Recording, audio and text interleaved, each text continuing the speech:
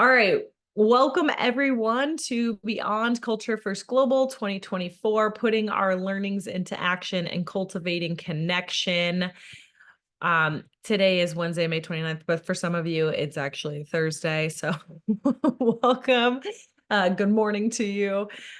Today's purpose is for our community members to get together to share and reflect on our key takeaways from Culture First Global and to inspire and learn from one another. The goal is to continue the momentum of creating a better world of work by sharing actionable insights and strategies in a more informal and engaging environment. So whether you attended Culture First Global or not, this is going to be a great session for you. All the content, if you missed it or you didn't get a chance to see everything, is on demand. I can drop the link in the chat here, but here's the QR code to be able to access all the recordings to go back and watch it. It was full of lots of incredible things.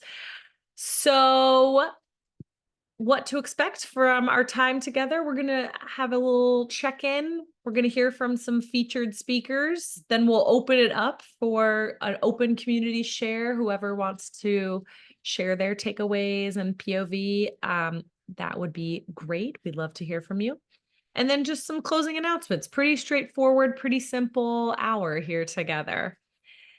All right. So I'm your host. My name is Jessie Jacob. I'm the Senior Community Manager here at CultureAmp. So I run our Global Chapters program. We now have over 100 chapters around the world, hosting in-person and virtual events relating to all kinds of topics in the future of work realm. And my job is to support the amazing volunteer chapter leads who are hosting those communities in their local cities or virtually. So a few of them you'll hear from today, and so excited that they are here and collaborating with us. Let's do a little check-in. So feel free to scan this QR code or go to slido.com and drop in this link or drop in this event code. And I'm going to stop sharing and share my other screen because this is going to be a lot easier. So just the first check-in question, like what's one word to describe how you're feeling today? Again, it's not always sunshine and rainbows, folks. So this is just a way for us to get a pulse check of where we are. How's your energy? Being realistic with ourselves. Thank you for the folks who said they're sleepy and uneasy. I appreciate you. We're great. We are energized. We're content. Oh, content. I love that. Stressed. Thank you for the vulnerability. Appreciate it. Reinstalling. I wonder what that means. Drinking from a fire hose. Woo! I'm so glad you were here to have some fun and jam out and nerd out together. So glad you're here. Sick today. I hope you're taking some time to rest, and I hope this is helpful for you to just, I don't know, have fun, fill your bucket, progressing. I love that. So good. All right. Valuable check-in. Thank you so much. Just another testament of having the courage to be vulnerable. So thank you. Second question for you. What's one word you'd use to describe Culture First Global? This is CultureAmp's virtual event series, obviously that happened a few weeks ago. Whether you attended or not, just like what comes to mind? What's a word that comes to mind when you think of Culture First Global? No right or wrong. Inspiring, energizing, incredible, community, yay. Cool. Informative, yes. Inclusive. Oh. Welcoming, great. Yeah, let's go. Relevant, an event. I love that. That is correct. It is an event. Reinvigorating. Cool. Progressive. Love that. Love that. Thank you. Thank you. Right. And our third poll question, in one sentence, What's something you've learned, relearned, or unlearned recently when it comes to creating a better world of work? Try your best to keep it concise. I know this might be challenging. This could be about anything. It doesn't have to be something you learned at Culture First Global, but just like something that's resonating for you. Yeah, balance. I love this question so much. This was inspired by one of our global chapter leads out of Columbus, Ohio. So feel free to use this in a context that may be helpful for you. I think it's beautiful. What's something you've learned, relearned, or unlearned? It's so powerful. Measure engagement. Yes. Follow your energy. Oh, yes. Real emergencies are rare. Love what you do. The focus on curiosity is a huge requirement to support growth across an organization and employees that work there. That's beautiful. Power of mindset. I wonder if someone went to Ben Crow's session. Over communicate. Yeah, communicate, communicate, communicate. Awesome. All right. Thank you all for checking in. Love the little refresher. All right. So like I mentioned, we are if this is your first Culture First gathering, it wouldn't be a Culture First gathering if we didn't talk about who we are and how we do things around here. So if this is your first gathering, welcome. We are a group of people around the world united in the shared belief that a better world of work is possible. And by golly, we are willing to do something about it. We have 5 core principles. We don't dictate the kinds of content that our global chapters need to discuss, but we do ask that when we are gathering as community members around the globe, that you embody these 5 core principles. So we ask that you lean into these today. So the first one around fostering belonging and acceptance, just letting people feel seen, valued, and appreciated for being them and sharing their point of view. Having the willingness to reflect and grow. Yes, we are transforming the future of work. And yes, we want to have our organizations transform, but that ultimately starts with us being the change we want to see in the world. So really being willing to turn that mirror around and saying, what can I do? How am I showing up? The third core principle is have the courage to be vulnerable. This idea that we're constantly wearing masks and layers. And if we're able to own those layers and identities and are willing to kind of shed some of those, it shares the real human being underneath it all. It creates more trust and psychological safety with each other to do this work. And a chance, we're already embodying that with our belonging badges today. So thank you for checking in with those.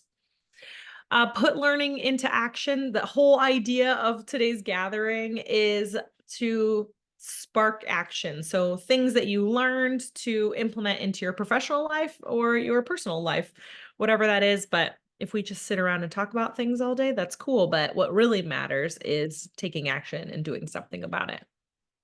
And then the last core principle is connection inside, business outside. So in the context of our community gathering today, we ask that you're here to connect on the inside first as a human being. And then if that leads to you all doing business later, that's cool, but hardcore networking and things like that isn't the primary purpose. You'll hear from speakers or community members today that you're like, whoa, I want to meet up with them and get to know them better, or maybe you even want to hire them. And that's awesome. We totally want that to happen. We just ask that you don't sell your services at our gathering, and we won't do the same. So we will make sure that Culture Amp is not doing that in this gathering. Let's see. Today's featured speakers, Liliana, Theresa, and Jerome. So excited to have you all here. You're going to hear from them in a few minutes of just some of their key takeaways from Culture First Global. We also hosted this session earlier today, and I have some recordings that we can watch as well from some of our other global community members too. But I am going to hand it off to Jerome or Theresa to share. And I would love after they share. Oh, hey, Shruti, welcome back. I would love after they share for us to just like come off mute and give them applause, give them like some shout outs, some love. You can use a reaction, an emoji reaction. You could give hearts, whatever floats your boat. I just want to make sure that they feel loved for sharing. So they came prepared and went to the conference and came to share their knowledge and wisdom with you all. So that is my only ask as you were listening. And before I hand it off to Theresa and Jerome, I'm just going to set a timer for 3 minutes. Feel free. That's just a broad thing. If you want to talk for like an extra minute, that's totally cool, but just I'll have that. And I'll make sure to spotlight you. I think that's it. Any questions about what's happening? Okay, great. Jerome, Theresa, either of you want to go first and drop some knowledge Ladies, on us? ladies Oh, first. I was gonna do beauty before age. So I was gonna let you go, Jerome. I'll jump in. That's fine. So I really appreciate the opportunity to come to these Hold on, things. let me spotlight Oh, you to everyone. sure. Oh, hi, There Spotlight. you I actually prefer to be in a much smaller screen today. Had a little basement flood, so not looking my best. But really excited to see everybody here and to give a shout out of appreciation to Jesse for just the continual building of community and connection that we have here. So I actually wasn't able to attend the full I was supposed to co-host a virtual or an in-person live event with the amazing Julia Grassa from New York, but I wasn't able to get there. And so I watched a few of the sessions, and I think number one, I was really excited to see some of our culture innovators, our future culture leaders spotlighted and highlighted. Some of the folks that are on this call right now, famous people that were highlighted. And so I just love that. Sarah Ginke and Gary Ware and some of those people that are so central to what makes Culture First community, the community that I love. And so I loved seeing that. And then when I was watching back some of the videos, I think perhaps because we're going into, we're going into Pride Month, we're going into celebrating diversity in all its forms. I really gravitated toward the interview, Jesse, you did with your coworker and Megan Rapinoe. And I just thought that one of the things that she said that was really thought-provoking was talking about making and taking up space, and how she talked about, if she wants to take up a lot of space, she's got to be willing to give up a lot of space. And I think sometimes in what I know for me, and as a personal reflection, what I'm doing now is asking people to overcome some of their own fears and their own worries and leap a little bit into the unknown with what I do in the world of AI education. And if I'm asking them to do that, I have to both be willing to learn in areas that I'm unfamiliar with and expand the space that I'm giving for people to learn at different phases or experience things differently. And so I really liked that she said that. And then the other thing that I took away from her and your conversation specifically was the conversation that she had around Colin Kaepernick's demonstration and protest, and how she talked about, even though we're all living with different things that we've experienced in our life. And she mentioned, I have never experienced what he's experienced, but I have to have belief and faith that he has experienced it. And therefore I'm going to support and kneel and leverage this platform that I have on a world stage to provide visibility and greater amplification of that message. So those were a couple of the things that I really enjoyed. There were some things that I was, not less enjoyable, but that I sort of thought were interestingly challenging, but I'll save that for later in the conversation. Thank That's you. And spot now on. Love I'll it. shift it to Jordan. I'll give you a cliffhanger. Okay, can we all Jerome, come off come on. mute and give Theresa a little love? Thank you, thank you. Woo! Also, Woo! context, Theresa runs our Norwalk chapter as well as supports heavily with our book club chapter. So if you want to go and hang out with Theresa in another context, those are two awesome ways to do so. All right, Jerome, I am spotlighting you, my friend. Over. There's your timer. There you go.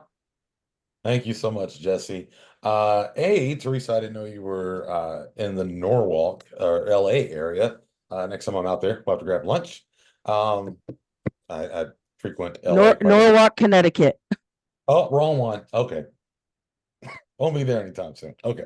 But anyway, thank you, Jesse. Aside from the amazing hosts of Culture First Global, I had some great takeaways.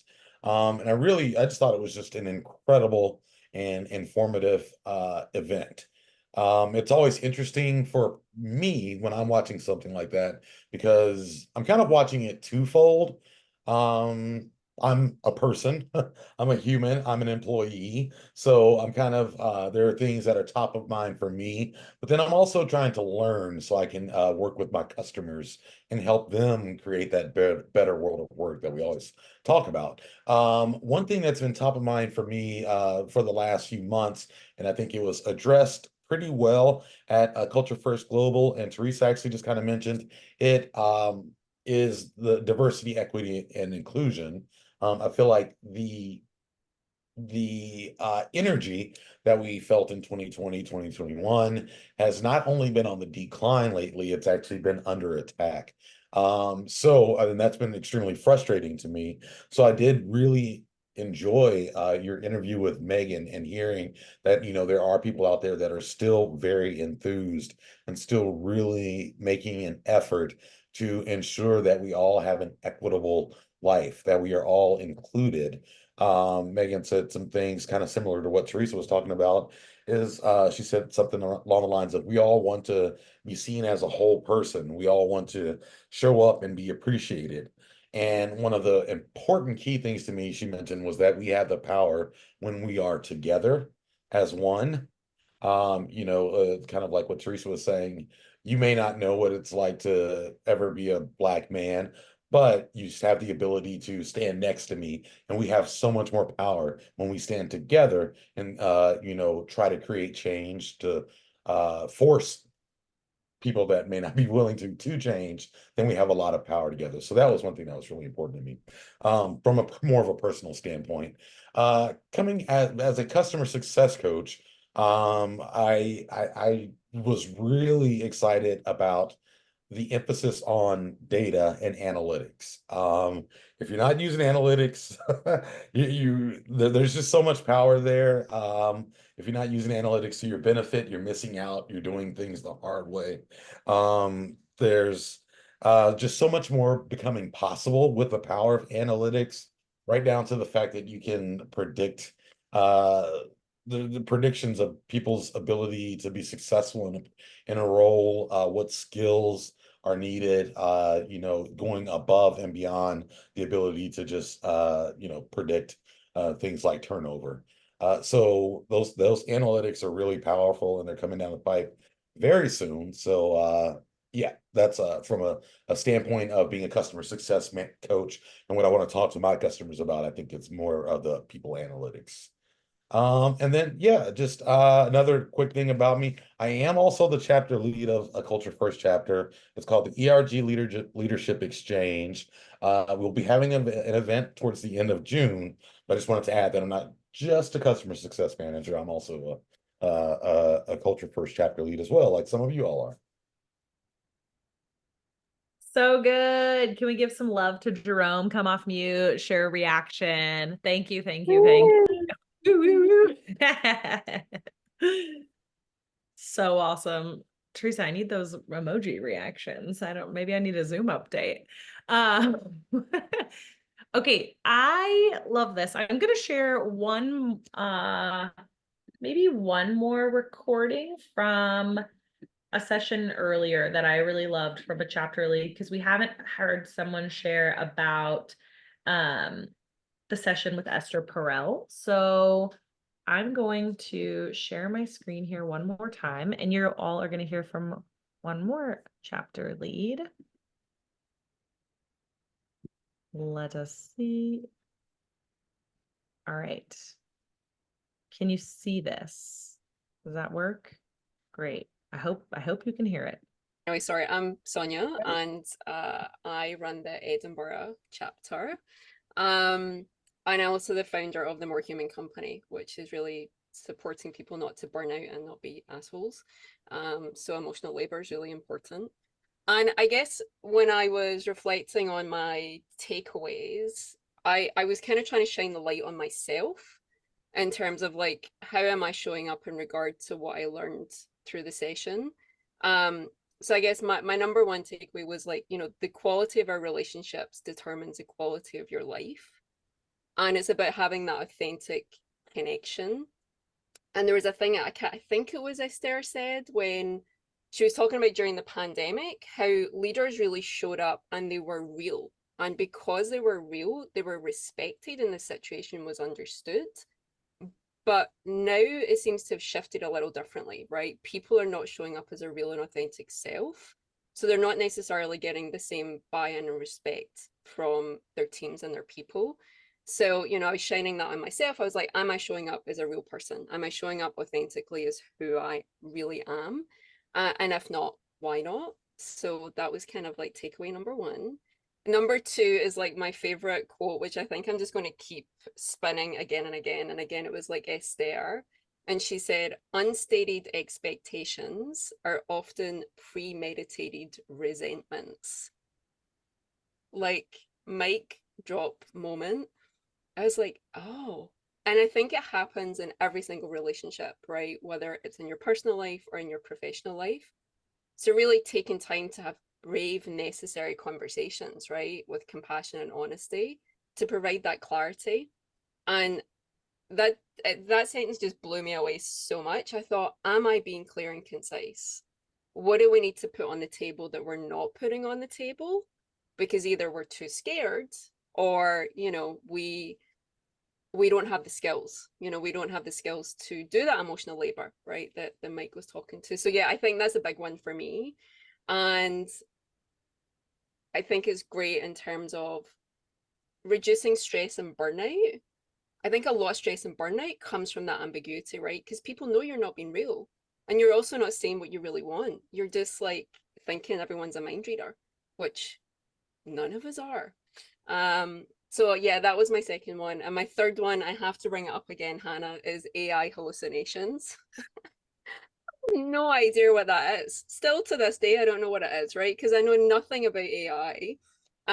So I was like, okay, my action is I just need to speak to Theresa and I need to run her workshop on AI for myself and my chapter because, you know, AI is not going away. So I need to understand it more in terms of more human leadership. So yeah, there you go. There's my top 3. So good. I love it. I thought it was really applicable. I totally forgot she mentioned you, Theresa. That's so awesome. That's awesome. I'll have to connect with Sonia. First of all, she looked completely gorgeous in that. Like what? Holy cow. She had an interview or something coming up after that. She looked amazing. But yeah, I'll have to connect with her on the hallucinations. So good. Oh, I love it. Okay, well, you heard from some curated folks. Thank you, Theresa, Jerome, for sharing. I'd love to just open it up to other community members to share their takeaways and just kind of have a open dialogue. Otherwise, I have a couple other clips that I could share from other people's takeaways, but I think it would be more meaningful to jam out and nerd out with you all. So, Jen or Nikki, I know you two, I would love to hear your POV on things too. Well, thank you so much for the 3 who have already shared. And also thank you for taking the idea of recording one from one of the others, because I know there's so much that happens and we can't do all of the sessions. And, part of me actually says, I'm going to get up at 2 o'clock in the morning and do that session. And it doesn't quite get there. So, but thank you. For me, my reflection is actually tying bits together and pulling different things from different reflections and then going, okay, well, how does that fit? And then just listening to Sonia, and I was writing down notes because I'm thinking about when we're thinking about someone's diverse position that they're coming into a conversation, at the same time as thinking about, am I being clear and concise? I'm thinking about being clear and concise for me and someone who has my background, and not necessarily are they hearing what my clear and concise is? So this is literally just a revelation that I've been having while I've been sitting here and listening to Jerome talk about the D&I perspective and thinking about everybody has a different space that they're feeling that they're coming from. My clear and concise has an assumption in it. And I need to think about that. So sorry, that's literally just rambling as I'm thinking. Wow, that's powerful awareness. Jerome, you were just about to say something too. Yeah, you were on mute. So, but that's I know, super. I'm just saying that. Yeah, same thing. I was saying that's awesome that thank you so much for sharing that came to you. And yeah, that's amazing that came to you. So yeah, thank you. And now my thought is, how do I, and the authenticity of the conversation around, when we were in COVID and we say, okay, we were more authentic in that, is then to say, okay, when I'm in that conversation is to ask and say, where am I being clear and concise for you? Because if I'm being clear and concise for me, that's great, but I'm not the one listening. I'm the one talking. So powerful. So good. Yeah, I was looking for the mind blown emoji, but I'll just have to do that because I couldn't find it in time. No, I think that's so insightful just in terms of and on a lot of different levels, Jen, from a lot of the actions we take every day, we look at things through our own lens of what is clear, what makes sense, what is understandable. I was talking about this in the context of, as we talk about data and engagement and surveys, and I'm on this, big kick of building something around that, and how I've spent a lot of time thinking about gathering the data, but we're not necessarily thinking about gathering the data in the best way for that individual to provide their data. So it could be in second language. We're asking for them to do it in languages that are not native, in methods that through a neurodiverse mindset and approach is not optimized. And so we need to really blow up that thinking. And I love that you brought that up around, I'm thinking about it from my context and how can we get more equipped to look at things or ask the right questions, to your point, about how we can see things through a different context. Yeah, and it's not just lived experience and as well as our intersectionality, but it's also just from a neurodiversity perspective, we all have different ways of learning, yeah. I love that. Great awareness, Jen. Appreciate you sharing. Liliana, welcome. So glad you're here.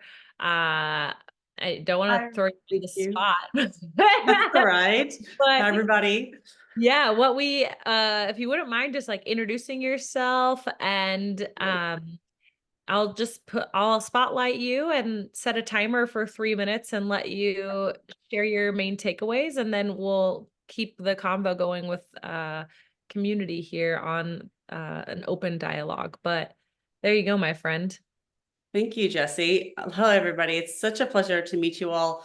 I'm Liliana Kellett, Director of Sales for our small business team here in Asia Pacific. I've been part of this amazing company for close to 9 years this year. So this community has just grown from a few hundred people to hundreds of thousands around the world. And it's Jessie and Demario that are the heart and soul of this. And I it wouldn't be possible without them. So thank you for you both on all the hard work, and all of you that come together to talk about these important things, very near and dear to everybody's hearts, but me in particular, in, you know, just in terms of the experience at work. I guess a little bit about my story with Culture Amp.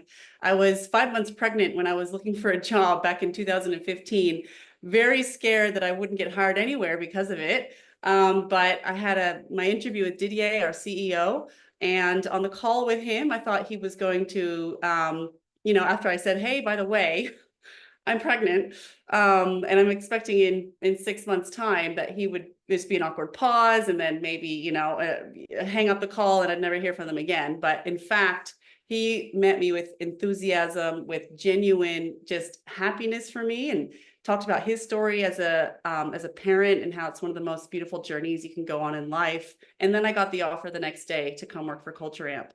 So these kinds of things are about, for me, you know, belonging. You see our badges here, just getting to know people at a deeper level, and being able to bring that to work without having, you know, stigmas attached or fear of, I guess, not belonging because of it.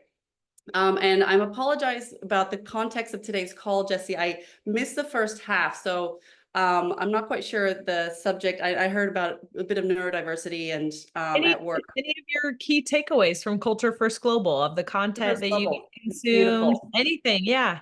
Yeah, amazing. Thank you. So for me, I absolutely loved Didier's talk, of course, with Esther Perel. I think, you know, the core of everything in life is relationships with those around you. And I just love how they were able to just have a moment together in front of millions of people or thousands of people, genuinely talking about things that, you know, you normally wouldn't unless you asked the right questions.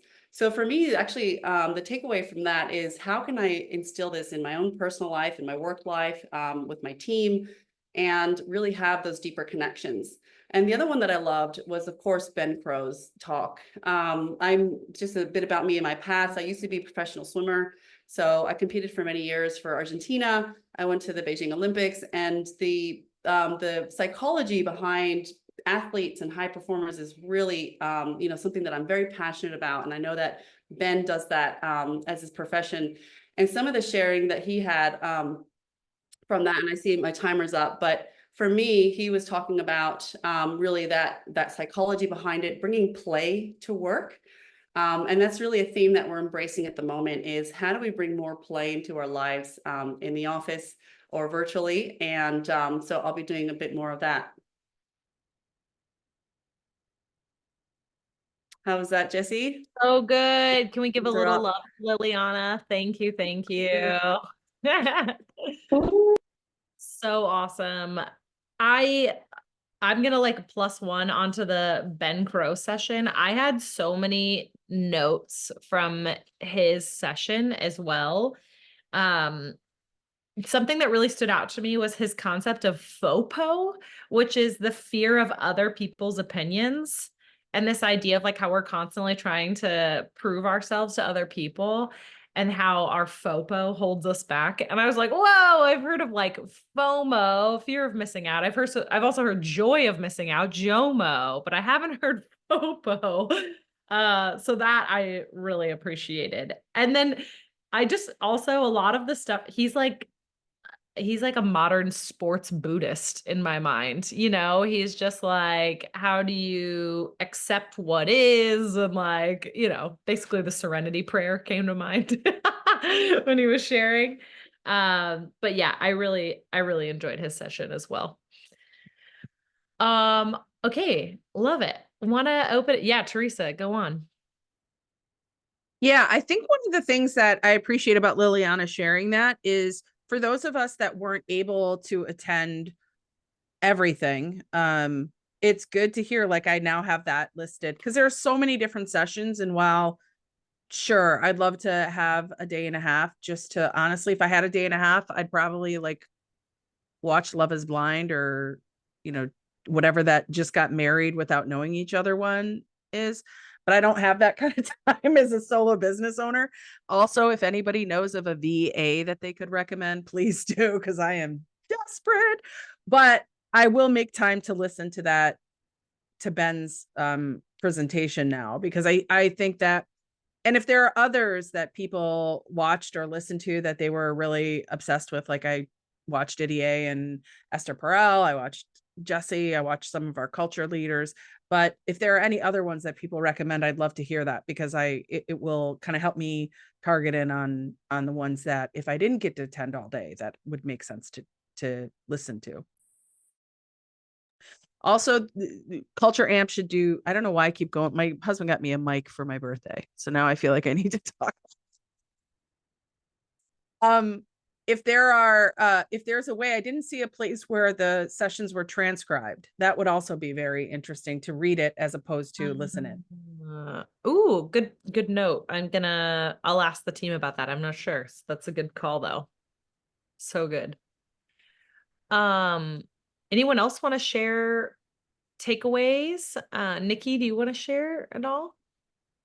No pressure. I just love hearing from you. That's all. Sorry, I lost my mouse. I couldn't get it down to the mute. Not so much of the actual sessions, because it was a couple of weeks ago now, and I just lost what happened then. Just really interesting listening to people's reflections today and my mind going off on tangents. You know, and I feel like I need to go and do some homework and think through some things. You know, living in New Zealand, when I hear Americans talking about diversity and inclusion, it's not something we talk about a lot here. So sometimes I kind of almost zone out a little bit during that, because I think, oh, that doesn't really relate to us. But then I really caught myself, and also because like I chair a board in the disability space, and my best friend is like a chair in a rainbow community organization. So I guess I'm quite involved in diversity groups. And yet I kind of think, oh, that's not really a New Zealand thing. And yet today there are protests all around our country because of our Indigenous culture, which I think of as really part of everything we do. You know, at a work meeting, we start with a waiata, which is a prayer in te reo, a karakia, and the waiata, we sing after each person speaks. So it's very integrated in what we do. But we have protests around the country today. So just listening to that, all of a sudden I was like, hold on, I need to kind of rethink this. Yeah. So going off on a tangent, sorry, probably not relevant, but that's where I went. Super relevant. Go ahead, Jen. What were you gonna say? Oh, I was just saying, no, super relevant. Absolutely. I mean, I've always admired the New Zealand culture about how inclusive they are for their First Nations people, and how much Australia has to learn from New Zealand. But it's always super relevant because it's your perspective. So it's beautiful to hear. Thank you for sharing. And wouldn't it be beautiful? Sorry, go ahead. I think No, I was just gonna say, wouldn't it be beautiful if, like, it were a topic that I felt I could sort of, that could be a bit of an ancillary, like, sure, there are ways we could be better, but feeling, I don't know, fairly, like, that's not a feeling I expect to have as an American in my lifetime. Yeah, but now I'm wondering, like most of the people that I associate with think, oh, it's not something we need to worry about because we are inclusive. But then I'm like, is that our blinders?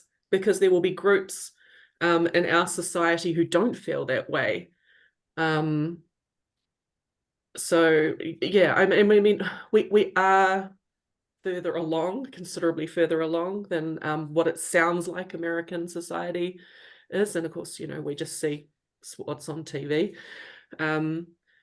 But, you know, it's really making me question some things. Maybe I need to take off my blinders a little bit. Julie, were you gonna add on to this? Yeah.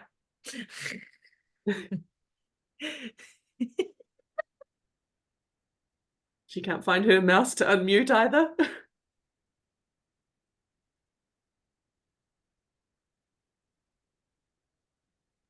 I think usually when you're on a phone, you may have to swipe one way. I think you have to got it. swipe. I got it. Thank you.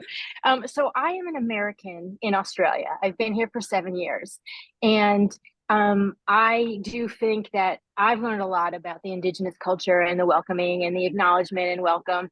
And it took me a while to have confidence to do it myself.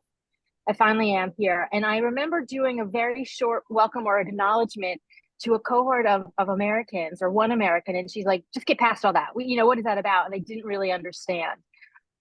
When I first came here 7 years ago and I was sitting in meetings, I found it very grounding, very meditative. And I've also learned I really like the specialized one, not the ones that are just repeated in row. I acknowledge the elders past, present, and emerging. And I've learned many Indigenous people don't like the emerging part. But it's taken me a while to sit and really absorb and understand why it is important. And someone said this earlier, I think it was Theresa, about, and Theresa, are you the one from Norwalk? Hello, Stanford person. About we may not understand it, but we can sit next to it and sit in. One of the culture amp principles is be vulnerable or listen and be a part of it. So my experience as an American in Australia has taught me a lot and opened my mind up. The end. Let me get it back to you. I just listening to What that, do you- I have on my wall here my pepeha, which is how New Zealanders introduce themselves in te reo at the beginning of anything, really, and it grounds us to our whakapapa, which is where we come from, our ancestors, and the environment. We talk about our river, our mountain, with the tangata whenua, the place where we stand, all that kind of thing. So we do that at the beginning of everything when we introduce ourselves. Yeah, and because the te reo, sometimes I forget it. I have it right next to me all the time. I have it on my phone so that I can do a quick review of it before I say it. So yeah, I get what you're saying. Hey, Nikki, could you put in the chat, like, just you're saying words that are a little unfamiliar to me? I'd love to look up more of that, but I don't know that I would use the right words or letters. Yeah, so like the pepeha, Like tataraho, and I know I said that wrong. yeah, okay, I can, Tade- I'll, yeah. Tatatero. I love Yeah. it. Love it so much. Jerome, yeah, what were you gonna say? This is kind of for Nikki, but I guess a little bit for everyone. Don't discount the work that you're doing when it comes to inclusivity, because I think when, and this is one of the things that I try to stress, as an ERG Culture First Leadership Exchange leader, is when we think of ERGs, we probably think of, okay, Black people, Hispanic people, women. And we almost tend to stop there. But if you're working to help folks with disabilities, like at Culture Amp, I was the president of an ERG called Camp ID, which was an ERG for folks living with disabilities, living and working with disabilities. So yeah, don't ever feel like you're not doing something if you're working with folks with disabilities, or if you're helping. We also have an ERG for caretakers, anyone that's taking care of another human, whether it be a parent or a child or both. And those are important things, so if whether maybe you are just advocating, not just, maybe you are advocating for the rights of a Liliana that's having to interview while pregnant. That's something that I can't even understand, the fear of having to, say that during an interview process, but that's important. So, let's not discount any work that you do or that anyone else does for when it comes to DEI, because we need to make sure that everyone is included. That's all. Thank you. Love. Since we are on the topic of DEI, Culture Amp did have a report that came out recently that was released at Culture First Global around the current realities of the DEI landscape, and I'll drop that into the chat as well in case that's helpful for anyone that wants to nerd out about that. I'll also say, like, one of our other chapter leads from our last session highlighted the report and some of the things that she pulled out. I actually haven't read the report yet, which is funny. But basically, like, and Jerome kind of hinted at this, which is like, it's not only DEI efforts are not only on decline, but are under attack. And I really like the language you shared about that, Jerome. So, but Hannah, one of our chapter leads, talked about how companies are just like not investing in DEI right now, and they are stopping collecting DEI data. And obviously we all know that like what you can't measure, you can't change. And people are asking her as a DEI consultant to basically do DEI work, but to not use any of the language of this is for the purposes of diversity, equity, and inclusion, which I found really fascinating. And she also started talking about the on running company session. It was one of the breakout sessions on how to put DEI into action and how they have gotten buy-in and how to integrate DEI efforts into all of their processes throughout the employee journey, which I think that's one session that I'm going to make sure that I go and listen to. But anyway, a couple other things, food for thought. Sarah Ginky, hi, friend. Do you want to share anything? No problem if not, just. Yeah, I guess like my thoughts about it were that like we're inching closer to really creating cultures where people can be their full selves, but we do it through a trauma-informed lens. So yeah, that's all I'll say. But yeah, I thought it was, oh, something's happening with my phone. So hold on.